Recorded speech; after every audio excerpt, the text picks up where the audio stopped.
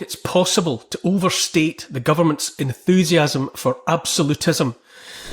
Fortunately for all our sakes, I also think it's impossible to overstate how much knowledge is in our hands now, courtesy of the internet, knowledge that empowers we the people to take back from government what is ours, what has always been ours, which is our sovereignty, national and individual. Online publication Reclaim the Net carried a story this week headlined UK MP questions whether Elon Musk and JD Vance's criticism of censorship laws may constitute foreign interference. We read, quote, "At first glance, you might think Emily Darlington, Labour MP for Milton Keynes Central, had simply woken up on the wrong side of a particularly Orwellian bed. During a recent parliamentary hearing on social media, misinformation and algorithms, Darlington floated an idea so alarmingly daft that even the Ministry of Truth would have blushed. Her proposal that public criticism of the UK's speech laws by Elon Musk and US Vice President JD Vance might amount to foreign interference. That's right, according to Darlington's logic, if an American so much as questions the Online Safety Act, they might as well be stuffing ballot boxes or hacking government servers. Should we consider the current JD Vance Elon Musk campaign against the UK, particularly against the government and the Prime Minister, and this push about free speech and the misrepresentation of our free speech laws as foreign interference?" she asked, in a sentence so brazenly bonkers it should come with its own government warning label. Breaking news, a whistle. This wasn't a discussion about cyber attacks or deep fake election manipulation. No, Darlington was talking about speech, dissent, opinions, the sort of thing democracies used to be quite fond of. Close quote. At the conclusion of the piece, Reclaim the Net had some questions. Who's really interfering in the UK's democratic processes, they asked. Is it Musk and Vance tweeting criticisms of its free speech record? Or is it the British MPs and bureaucrats using taxpayer money to build a surveillance and speech regime that treats criticism as criminal? Those are important questions. The obvious answer is yes, British MPs and bureaucrats are spending our money in an increasingly hysterical bid to silence criticism of their absolutism. More important, though, is to remember that, as I said at the top of this piece, all the knowledge we need to turn back the tide is already in our hands. The internet is a double-edged sword. It's both good and bad. And on the good side is the fact we each of us have in our pockets and in our homes the greatest library the world has ever known. Among other nuggets, it provides access to the inviolable power of what is properly called the law of the land.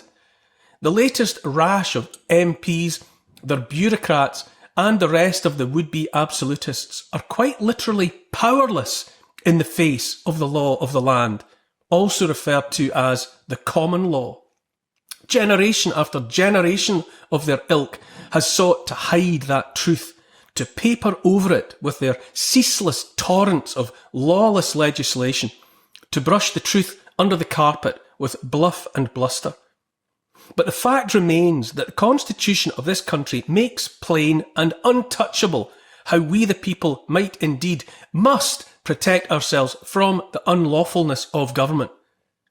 Listen to this from an essay written in 1852 by American lawyer and political philosopher Lysander Spooner. Quote, "Any government that can for a day enforce its own laws without appealing to the people for their consent is, in theory, an absolute government, irresponsible to the people, and can perpetuate its power at pleasure." Spooner makes plain in the same essay that our protection from such absolutist government is trial by jury. If you think, as so many do by now, that trial by jury is some sort of anachronism, something you've no time for, something you think best left behind on the road to progress, then that's no accident. That is how the state has made you think. Us blokes hate talking about Successive governments, in pursuit of absolutism, have moved heaven and earth in their efforts to undermine this fundamental tenet of our Constitution. By now, something over 90% of trials in this country proceed without a jury. And even as I speak, the latest iteration of so-called government is at work eroding what little remains.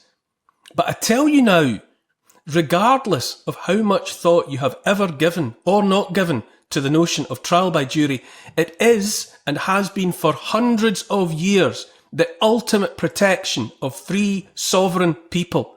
It is the kryptonite that brings absolutists to their knees.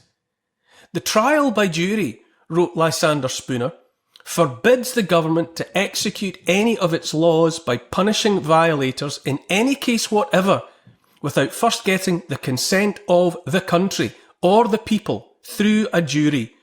In this way, the people at all times hold their liberties in their own hands and never surrender them, even for a moment, into the hands of the government. What we are seeing right now, evidenced just as a for instance by the spoken intent of an MP like Darlington and the government she represents, is the intention to make it illegal even to speak the truth if it inconveniences the regime in power. The same parliamentary hearing Darlington addressed heard also from one Dr. Erliani Abdul Rahman, a senior fellow at Georgetown and one-time Twitter Trust and Safety Council member, who said, "You," by which he meant the government, "should have every right to legislate it the way you want because you're protecting your country, your own sovereignty." Right there is how those who would be absolutist, who would see the locking into place of the surveillance state, the digital cage, seek to misuse even the concept of sovereignty. Here is sovereignty, which has nothing to do with Parliament and everything to do with us, the people. Here is sovereignty prostituted in order that we should be silenced on pain of imprisonment. In a world without trial by jury, in which governments are free to write any law they want and then prosecute and punish in the name of that law, we're nothing more than slaves. The last candle flames of our freedom are being snuffed out by absolutists. All around us, the darkness of absolutism is rising. Unless we, the people of the country, understand that we have ultimate power over our government, and I'm not talking at all here about the sop, the snake oil, the confidence trick that is the right to vote in a general election every few years. Unless we apply that ultimate power, our over-government, in the form of trial by jury, as it was originally conceived, accept no imitations, we will find ourselves in a place of tyranny. Unless limitations are placed upon the government, and more specifically how it creates legislation, that government will eventually write itself into a position of absolute power, because power ultimately lies with those that can deliver punishment. Governments must be subordinate to the sovereignty of the people, and that is made manifest in the most meaningful way imaginable when the people, in the form of the jury, exercise their absolute right and obligation to judge not just any accused of crime, but the justice of the law itself. A jury must not be coerced, must not be subject to precedent, must never be bullied or otherwise herded by a judge, because a judge is no more than an administrator in place to assist the jury, and that jury must be free to judge the accused, influenced only by their consciences, and must also be free, most important of all, to decide if the very legislation itself is lawful. And if they find that legislation unlawful, then they must be free to seek to have it done away with. This sounds like, and is intended to be, awesome power. And it is this awesome power that we the people, the sovereign people, hold over the heads of MPs, bureaucrats and anyone else that would have the temerity to seek to lord it over us. Scots philosopher David Hume described trial by jury as an institution admirable in itself, and the best calculated for the preservation of liberty and the administration of justice that was ever devised by the wit of man.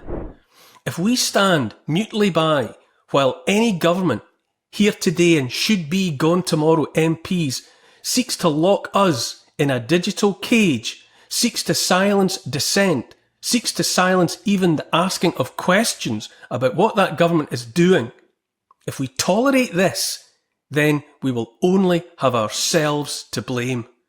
This knowledge is everything you need. This knowledge is all the power you need.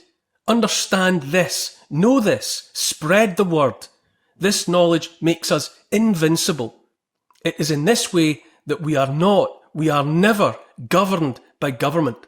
On the contrary, with this knowledge understood and applied, we govern ourselves. A bold and necessary immigration in Europe, a move that I believe the UK should take note of. Poland, under its current government, has made the difficult but important decision to suspend the rights to claim asylum at its border with Belarus. This is a move that not only serves the interests of Poland, but also sets an example for the rest of Europe and the UK on how to tackle the increasingly complex issue of migration.